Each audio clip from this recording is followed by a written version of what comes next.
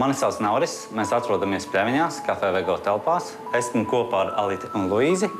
Mēs jau sadarbojamies kopā no pagājušā septembra. Laiks, kuru man būtu jāiegulda šīs jaunās meitenes. Es viņām atļāvu pilnīgi izpausties, teicu, nebaidieties. Nesen man šeit viņš pats teica, mēs jau esam tāda viena ģimene. Varat nākt, varat kaut ko darīt, kaut ko pafilmēt, pastrādāsim kopā. Tā bija tiešām vienkārši, jo tu zini, ka tev uzticās un tev ir dota balta lapa, kur izpausties. Man ļoti patīk ikdienā strādāt arī ar saturu, un es to mēģinu pilnveidot ne tikai Kafē Vego. Tāpēc tas priekš manis bija kā vēl viens ceļš, kā attīstīt savas zināšanas par video un satura veidošanu kā tādu. Augusta beigās izplānojām, kādi video varētu vispārīgi būt Kafē Vego, varbūt kādas bildes, vai video būs ar runāšanu, vai vienkārši kaut kādi TikTok trendi. Mēs bijām pašos sākumos, tas mums bija ļoti vajadzīgs. Tieši tā reklāma sociālos tīklos, lai mūs redzētu, lai rādītu, kas mums ir iekštelpās, kas tam mums šeit konkrēti notiek. Mēs turpinām veidot saturu, mēģinām vismaz veidot to saturu. Joprojām domājam idejas, iesakam Naurim, kas būtu labāk, ko varētu pilnveidot, ko mēs varētu laika gaidā, piemēram, vasarā piedāvāt un pēc tam uz tālākām sezonām. Es ceru, ka es runāju par visiem uzņēmumiem līdzīgi. Man tieši gribās jauniešus iesaistīt. Nav jau viņiem, kur izpausties. Nav tās vietas uzlikt pirkstu uzņēmēju darbībā, redzēt, kā tā ikdienas dzīve notiek. Nu nav. Un man nav problēma atvērt durvis, un lai viņi nāk pie manis un mācās. Tas, man liekas, ir,